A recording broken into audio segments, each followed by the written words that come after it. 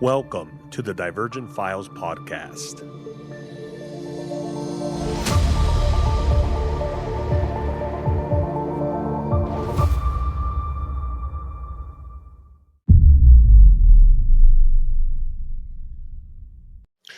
Air traffic control logs at the time, 1:21 a.m.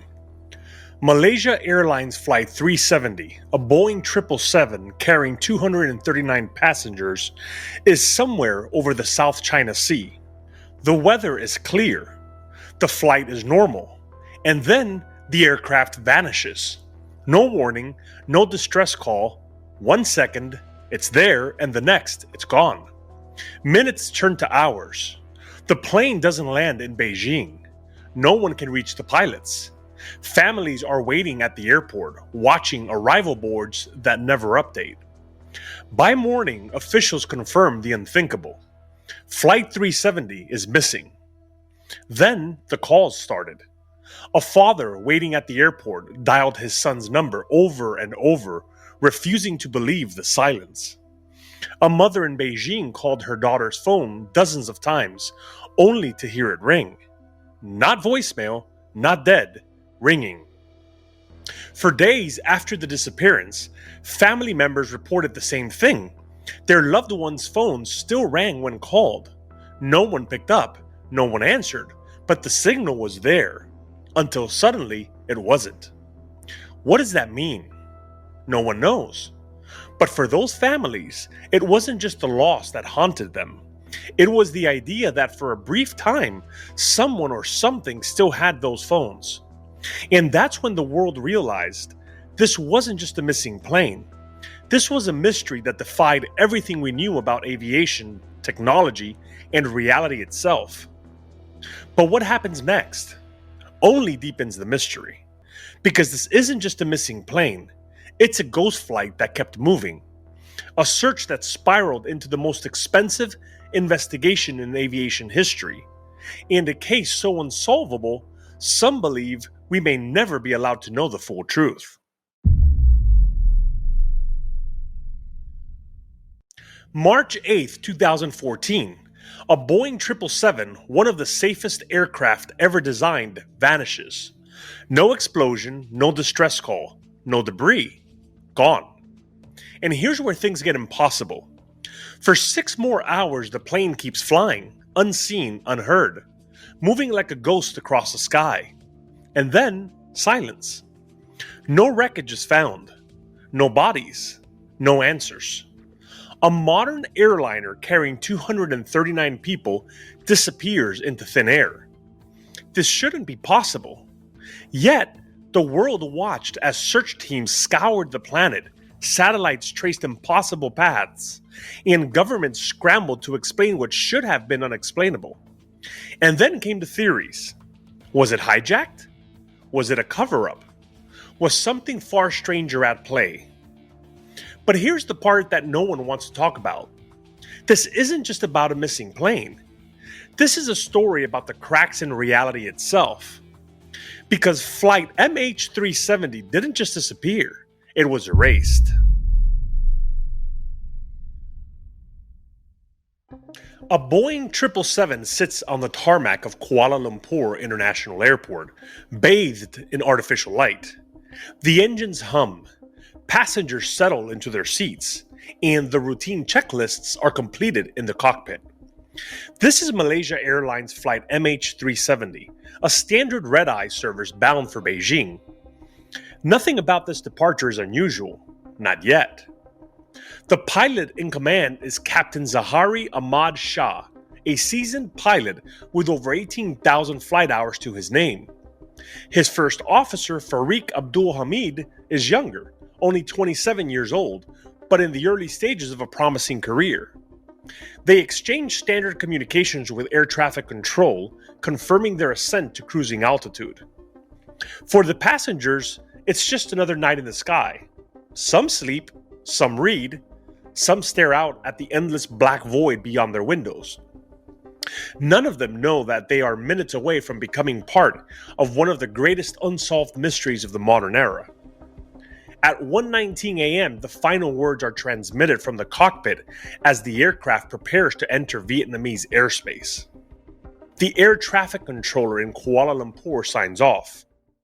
Malaysian 370, contact Ho Chi Minh 120.9. Good night. A brief pause, then the captain responds.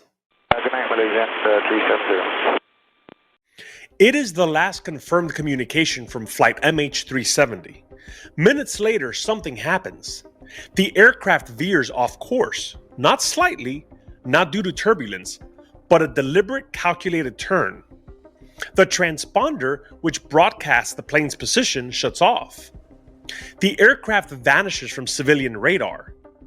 In the span of less than 2 minutes, a massive Boeing 777, one of the most sophisticated commercial jets in the world, becomes a ghost in the sky. From this moment forward, every single piece of evidence is a contradiction. Air traffic controllers scramble to re-establish contact. Radio calls go unanswered. Ground radar searches for a signal, but the plane is gone. And yet, the aircraft is still flying. Military radar, designed to detect threats, not commercial flights, picks up on an object moving erratically across the Malaysian peninsula. It turns west, then northwest, then south. Each movement appears to be intentional, as if following a carefully premeditated path. The problem? No one knows who's in control. For the next 6 hours, flight MH370 continues its silent, haunting journey through the sky. It ignores calls, fails to respond to emergency signals, and shows no sign of distress or malfunction. And then, without warning, it simply ceases to exist. No wreckage, no emergency beacon, no distress calls. A giant commercial airliner, one of the safest and most technologically advanced aircrafts ever built, has just disappeared, leaving behind nothing but an ever-growing abyss of questions. And here's where it gets even weirder. Every official explanation contradicts itself. The more you investigate this case, the less it makes sense. Because this wasn't a simple accident. This wasn't a case of bad weather or mechanical failure. Something happened on that flight. And whoever was responsible, they knew exactly what they were doing. The moment flight MH370 vanishes from civilian radar, a global manhunt begins. But the deeper investigators dig, the more impossible this case becomes. At first, officials focus on the South China Sea, the last known position before all contact was lost. Emergency response teams are deployed, scanning the waters. Every available radar feed is reviewed. Pilots are instructed to report any unusual sightings, and yet, nothing. No debris, no wreckage, not even an oil slick. It's as if the plane never existed. Then, just as confusion turns to panic, the military officials release something chilling. While civilian radar lost track of MH370 almost immediately, Malaysia's military radar, it didn't. For nearly an hour after disappearing, the aircraft was still in the air, flying a completely different route. Instead of continuing toward Beijing, it made a sharp turn west, crossed back over Malaysia, then veered toward the Andaman Sea. It passed over military installations, changed altitude erratically, and then, without a word, it vanished from military radar too. The only thing more shocking than the flight path, the fact that no one stopped it. That's what makes it so bizarre. This is a Boeing 777, one of the most advanced commercial jets in the world. It's not some tiny private plane that just slipped under radar. The fact that no immediate military response was triggered, that's a problem. Officials now scramble to recalculate. The search area, originally centered in the South China Sea, is nowhere near where the plane was actually heading. And then comes another twist. Satellite data. Like most modern aircraft, MH370 was equipped with SATCOM terminal, allowing it to communicate with a satellite network even when out of radar range. After the plane vanished, the terminal briefly shut off, and then turned back on. For the next 6 hours, MH370 continued to send automated pings to the satellite confirming it was still operational, but providing no location data. At 8:19 a.m., long after it should have reached Beijing, one final satellite signal is received. Then, nothing. No distress call, no emergency beacon, no sign of an impact. Just a plane that flew for hours past its destination before ceasing to exist. And here's the kicker. By using the time delay in those satellite signals, analysts could estimate the aircraft's possible location at each ping. What they found was shocking. MH370 was nowhere near where anyone had been searching. Instead, it was following a path deep into the southern Indian Ocean, one of the most remote, uncharted places on Earth. Which raises the question, who was flying this plane? And why were they taking it somewhere no one would ever find it?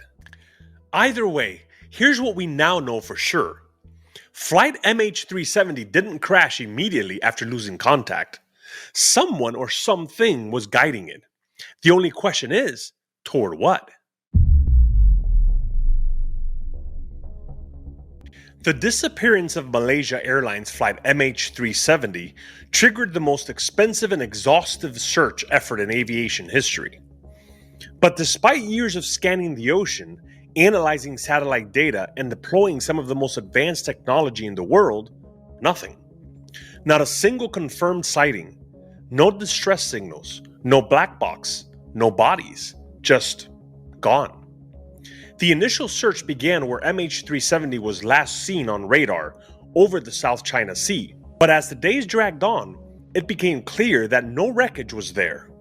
Instead, the focus shifted west toward the Andaman Sea, the Strait of Malacca, and beyond. Then the Malaysian military dropped a bombshell. While civilian air traffic control lost track of MH370, military radar recorded something different. The plane had suddenly turned west, cutting across Malaysia, skimming the northern tip of Indonesia before vanishing into the Indian Ocean. This wasn't a plane crashing. This was a plane deliberately changing course. That revelation alone changed everything. Because if this was a catastrophic failure, why did it keep flying for nearly 7 hours? Why didn't anyone call for help? And why did the Malaysian military sit on this information for days before revealing it? After military radar lost track of MH370 near the Andaman Sea, investigators turned to satellite data, a last-ditch effort to locate the missing plane. And here's where things got stranger. The mysterious satellite handshake. All modern airliners, including the 777 Boeing, are equipped with a SATCOM terminal, a satellite communication system that transmits maintenance data, messages, and status updates. Before MH370 disappeared from radar, the SATCOM system suddenly cut out. It was dead. And then 3 minutes later, something happened. The SATCOM system reconnected. The only way the SATCOM system should have shut down is if it lost power or was turned off manually. So why did it suddenly come back? After that, the plane stopped transmitting messages, but it still sent 7 automated signals exchanged between the aircraft and the Inmarsat satellite, orbiting 22,000 miles above the Indian Ocean.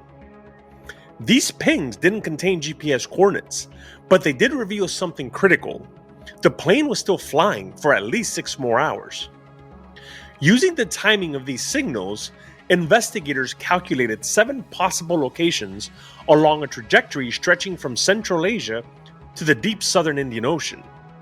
The final ping came at 8:19 a.m. local time, nearly 7 hours after takeoff. And then, nothing. MH370 had reached the end of its journey, but where? Because even though they had a probable impact zone, the search team still came up empty-handed. With no distress calls, no wreckage, and only satellite data suggesting the plane went down in the Indian Ocean, an international team launched what would later become the largest and most expensive deep-sea search in history. The Australian government took charge of the operation. deploying ships, aircraft, and underwater drones to scan the ocean floor. More than 46,332 square miles of seabed were mapped and searched, an area nearly half the size of the United Kingdom. Autonomous submarines and sonar-equipped vessels spent months combing the depths, and still nothing. And it gets worse, because if the official data was right, they should have found something. But they didn't, which means either the plane didn't crash where they think it did, or something is missing from the official record. That's when a new piece of evidence surfaced, literally. After more than a year of dead ends, the first tangible evidence finally washed ashore. On July 29, 2015, a 2-meter-long wing fragment called a flaperon was discovered on the shores of Reunion Island, a small French territory in the western Indian Ocean. Tests confirmed it belonged to MH370, and just like that, the theory shifted again. If the plane crashed in the Indian Ocean, why wasn't more debris found sooner? Why did it take 16 months for even a single piece to appear? And why were so many other potential debris sightings dismissed or ignored? In the years that followed, more debris turned up on beaches across Africa and the Indian Ocean. Pieces of the wing, an engine cowling, and even parts of the cabin interior were found. But something was missing. The black boxes, the cockpit, the fuselage, the passengers. Every major plane crash in history has left an identifiable wreckage field. MH370? Nothing. It was as if the ocean had swallowed it whole. And that's why, to this day, people don't just believe this was a disappearance. They believe it was a cover-up.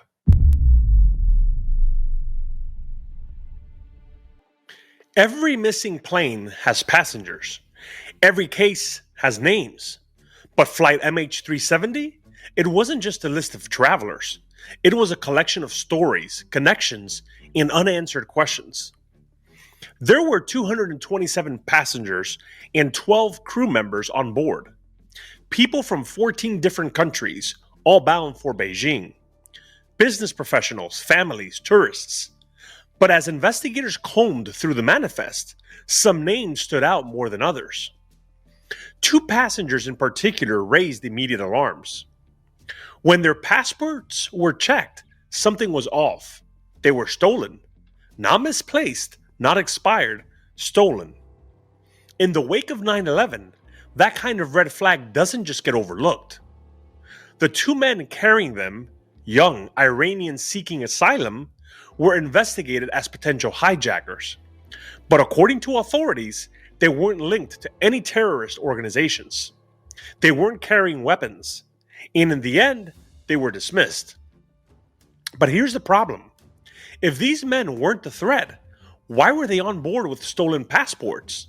And more importantly, how did they get through security? Then there was the flight engineer. One of the passengers was an experienced aviation engineer, someone with deep technical knowledge of aircraft systems. He wasn't a pilot. He wasn't crew. He was just there. A man with the skills to interfere with an aircraft mid-flight on the most inexplicable disappearing plane in modern history. And yet, no major red flags were raised. Then there was the cargo. Every flight has a manifest, a list of everything in the cargo hold.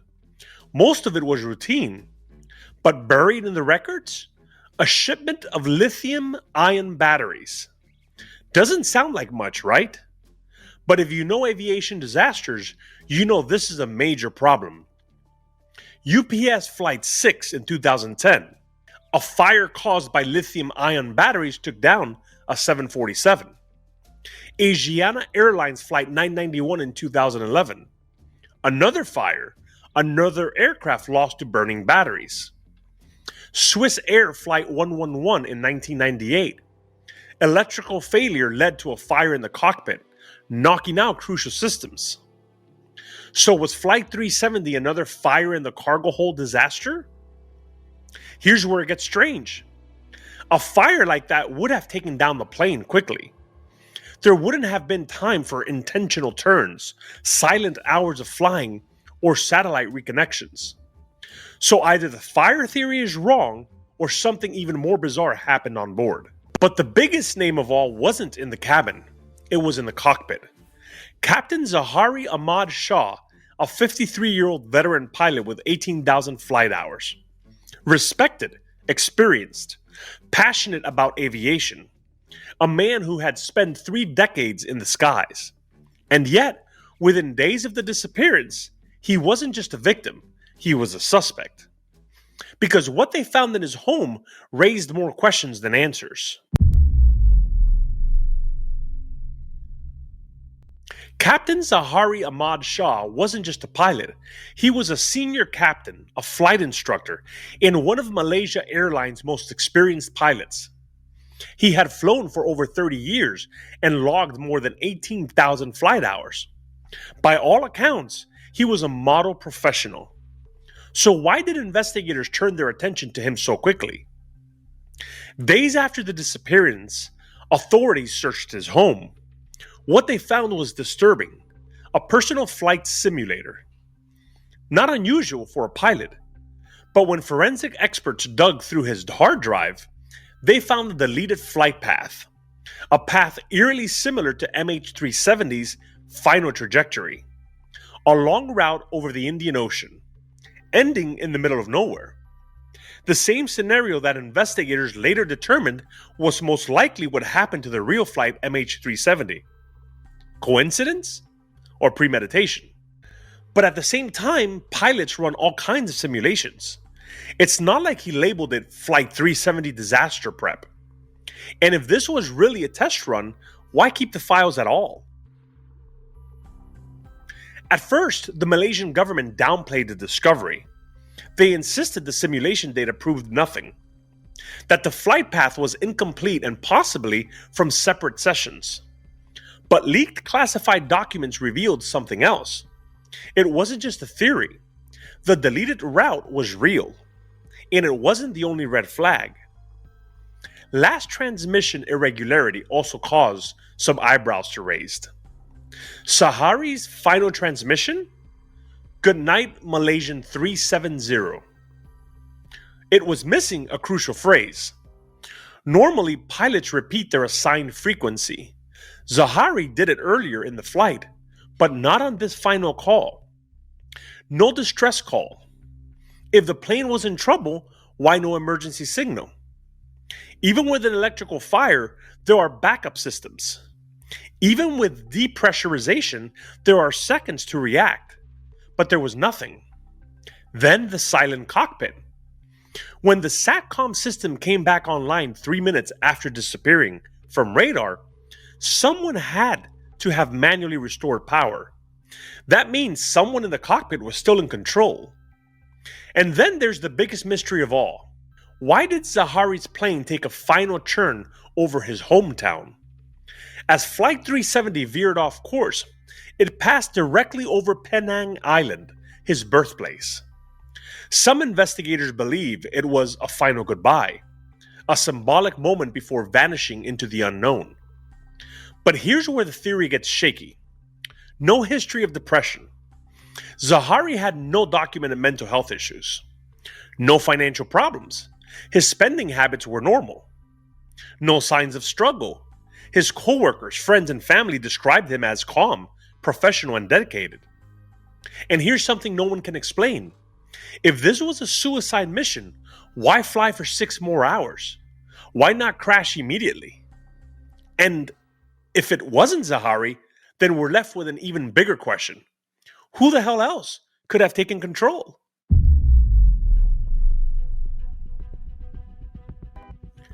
When Malaysia Airlines Flight 370 vanished, 239 people were on board. But this wasn't just any passenger list. Some of them had backgrounds that immediately raised eyebrows. At first, the focus was on 2 men traveling with stolen passports. When authorities discovered this, it set off immediate alarm bells. Could this have been hijacking? But within days, investigators ruled them out. They were identified as asylum seekers looking for a way to Europe. no links to terrorist organizations, no history of violent extremism. That left the question, if this was deliberate, who had the means and the motive? A deeper look at the passenger list reveals something far more intriguing. Among those on board were employees of Freescale Semiconductor, a tech company that specializes in advanced microchips, radar technology, and electronic warfare systems. Let's stop there for a second. Freescale Semiconductor's work isn't just everyday electronics. Their expertise covers everything from classified military applications to next-generation stealth technology. Some of the company's research is believed to be tied to highly advanced defense systems, radar jamming capabilities, and even cyber warfare. The fact that 20 of their top engineers were on board is more than just a coincidence. It's a smoking gun. These weren't just low-level employees either. Some were experts in electronic warfare, the kind of people who would know how to make a Boeing 777 disappear from radar. If you wanted to test how to make a plane vanish, who better to have on board than the people who might actually know how? Then there's another layer to this, the patent theory. Just days after MH370 disappeared, a semiconductor patent was approved that named 4 investors. Those 4 investors were among the missing passengers. With them gone, the remaining patent holder with full control. Freescale Semiconductor's parent company. Now, let's be clear. There's no hard proof that this patent was the reason the plane disappeared. But the timing? Beyond suspicious. Then we have another group of passengers, Chinese intelligence figures. While this hasn't been confirmed by official sources, some reports suggest that certain high-ranking Chinese nationals on board had access to sensitive defense projects.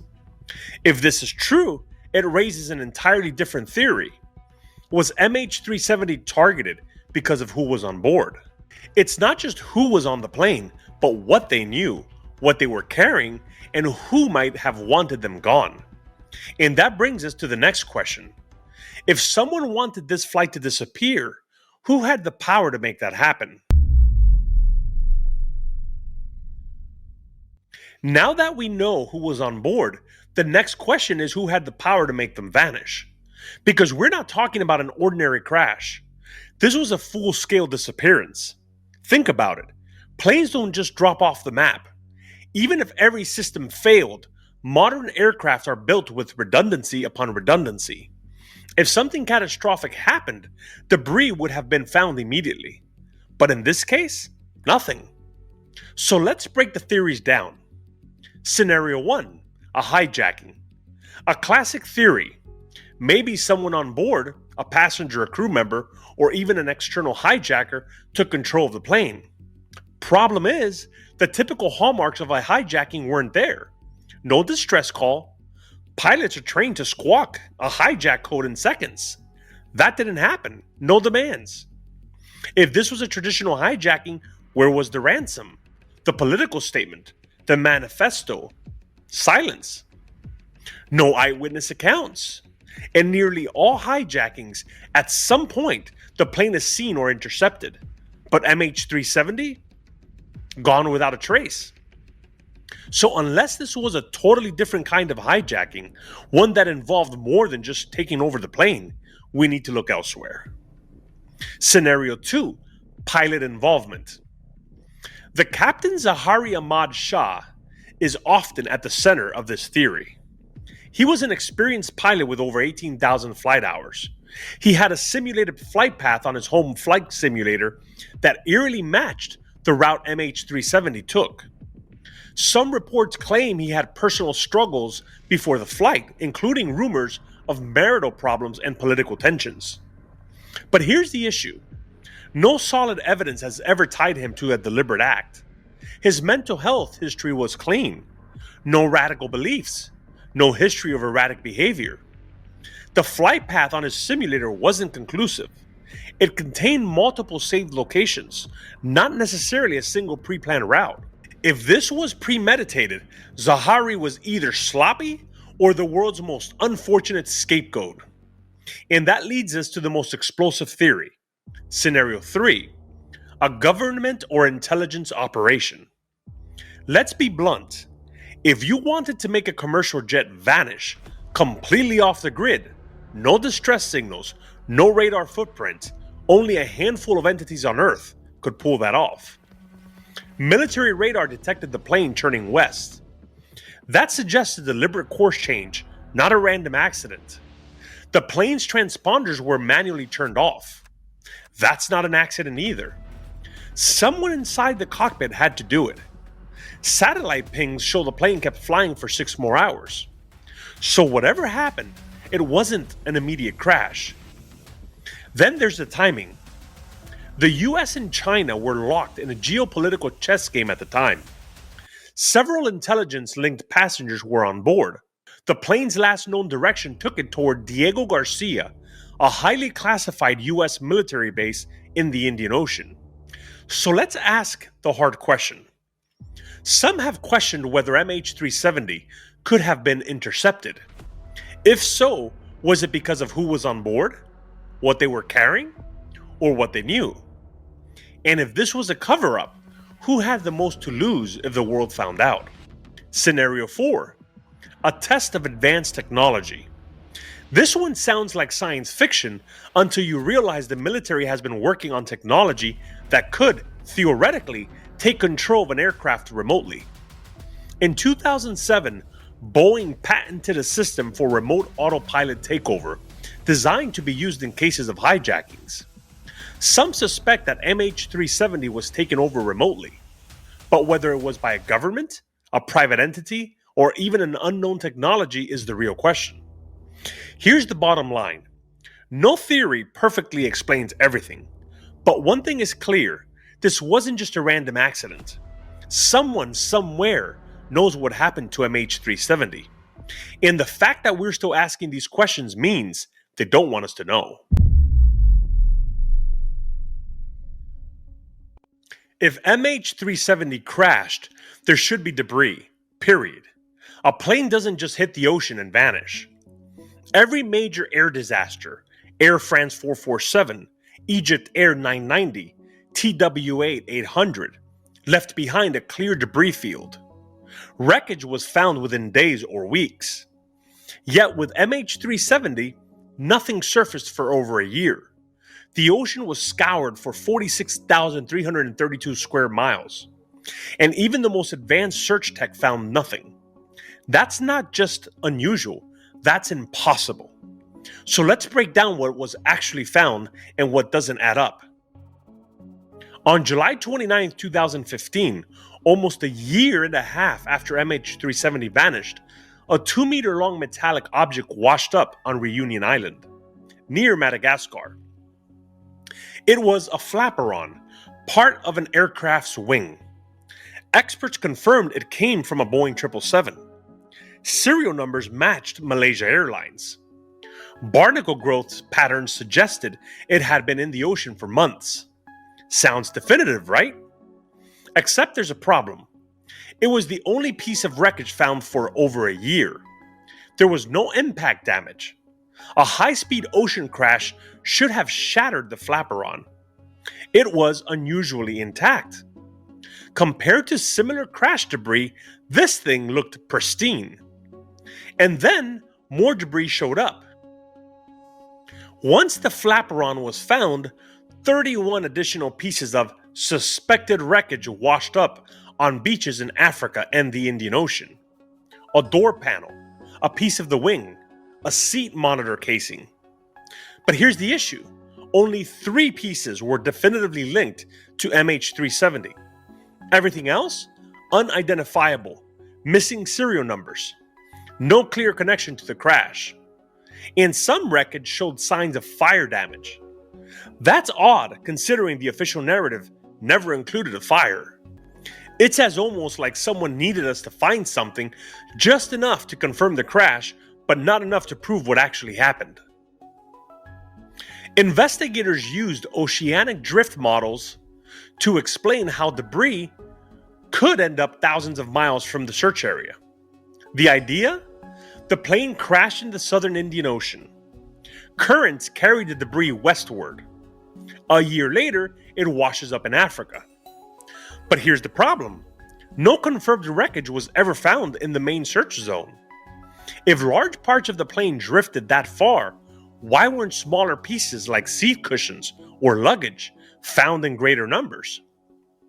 The exact location of the flaperon's discovery was uncannily close to where models predicted. Almost too perfect. Some investigators outright suggested the flaperon was planted. The lack of major debris raises another theory. What if MH370 didn't just nosedive into the ocean? Some pilots believe the crash was controlled. A deliberate ditching would keep the fuselage intact, reducing floating debris. This would explain why wreckage was found far away from the expected crash zone. But there's a major problem. A controlled ditching would have left an impact signature. Satellites and hydrophones, which are a microphone that records and detects underwater sounds, never detected a crash. If the pilot was trying to land it softly, why? Every commercial aircraft has two black boxes. The cockpit voice recorder, CVR. The flight data recorder, FDR. These are built to survive almost anything. They emit a locator beacon for 30 to 40 days. Even after that, they can be found decades later. In 2009, Air France 447 crashed into the Atlantic. The black boxes were recovered 2 years later from 13,000 feet below the surface. MH370, no black boxes, no confirmed wreckage from the fuselage, no major debris field. Nothing about this makes sense, unless someone didn't want us to find it. So where is MH370? The official search covered one of the largest and deepest oceans on Earth. But after years of scouring the seabed, they found nothing. No bodies, no fuselage, no conclusive wreckage. Either the ocean swallowed the evidence whole, the plane didn't crash where they think it did, or the truth is being kept from us. The biggest clue might be what they didn't find. Because if the black boxes, major fuselage sections, and passenger belongings are still missing after a decade, it means the story we've been told is missing something too. Every major plane crash in history has one thing in common. Radar tracked it until the moment it went down. MH370 disappeared from civilian radar at 1:21 a.m. Military radar picked it up flying west, and then it vanished again. How? How does a Boeing 777, a plane the size of a skyscraper, just disappear twice? The answer? Radar blind spots. And that's where things get weird. Before MH370 dropped off the radar, air traffic control handed it off from Kuala Lumpur to Ho Chi Minh City in Vietnam. The last words from the cockpit came at 1:19 a.m. Good night, Malaysian 370. 1 minute later, the plane disappears from civilian radar. Silence. No distress call, no emergency signal, nothing. Was it manual sabotage? Airliners don't just disappear unless someone wants them to. The plane's transponder, which broadcasts its location, were manually turned off. The ACARS system, which relays real-time aircraft data, stopped transmitting. This wasn't a malfunction. Someone turned everything off on purpose. And here's where it gets worse. For the next 30 minutes, MH370 was a ghost. Then, military radar picked it up. It had turned back over Malaysia. It flew low and fast across the Strait of Malacca. Then it vanished for a second time. Some experts believe it was hiding in the radar shadow of another aircraft. A Singapore Airlines Flight SQ68 was traveling nearby at the same time. If MH370 flew directly beneath it, their radar signatures would merge. This would mask MH370's presence, making it disappear as a single plane. If that's true, it means this wasn't just a random deviation, it was calculated. Could MH370 have landed? One theory suggests the plane never crashed at all. With its transponders off, it was invisible. Could it have landed somewhere remote? There are several airstrips within flying distance of the last radar contact. Diego Garcia, a secret US military base in the Indian Ocean. The Andaman Islands, a sparsely populated region with long runways. Kazakhstan, a wildcard theory that suggests it flew north undetected. There's one massive problem with the official story. The US military sees everything. Diego Garcia, a key US military base, is located exactly where MH370 would have flown. The Indian Ocean is one of the most heavily surveilled regions on Earth. Spy satellites, military radar, and classified tracking systems should have detected the plane. Yet, the US has never released any data. Even when families of the passengers begged for satellite images, nothing. Not a single frame. So where did it actually go? We have three possibilities. It crashed exactly where they say it did, but somehow we still can't find the wreckage. It was hijacked and flown somewhere remote, possibly even landed. It was intercepted mid-flight, and something happened we were never meant to know. Either way, the radar blind spots are real. MH370's entire final hours happened in the dark, and somebody knows why. A plane doesn't just disappear. Not in an era where satellites track every movement, where military radar can detect a flock of birds from 100 miles away, and where every modern airliner is built with failsafe after failsafe to ensure that even in the worst case scenario, something is left behind. And yet, MH370 is gone. A Boeing 777 carrying 239 souls vanished into the abyss. 10 years later, we're left with fragments, pieces of debris washing ashore, incomplete radar readings, conflicting data, and a series of explanations that never fully add up. The official story tells us it was a crash, a tragic unforeseen event that led a modern airliner to run out of fuel over the Indian Ocean. But if that's true, try telling that to the woman who sent a text to her husband at 3 a.m. just to say I love you, and never saw the delivered checkmark appear. Try telling that to the mother who called her son's phone for weeks after the disappearance, only for it to ring, and then finally go dead. Try telling that to the families who, even a decade later, still sit in front of their televisions watching every new theory, every new piece of evidence, wondering if this time, someone will finally tell them the truth. But the truth never comes, and maybe it never will, because MH370 isn't just an unsolved mystery. It's a blueprint for how things disappear in the modern age. A world where entire stories can be rewritten, where data can be deleted, black boxes can remain silent, and wreckage can be found only when it's convenient. And that's exactly why this still haunts us. Because the deeper we look, the more we realize this wasn't just a tragedy. Because if a plane this big, one of the most advanced aircraft ever built, can vanish without a trace, what else have we lost that we were never supposed to find? What other secrets have been erased from history? And the final question, the one that lingers long after the search teams have gone home, after the families have been given no closure, after the world has moved on. If we ever get too close to the truth, would we even know it? I'm Ralph, and this has been Divergent Files. If you want more deep dives, wilder topics, and to help keep this channel alive, join our crew for as little as $3 a month.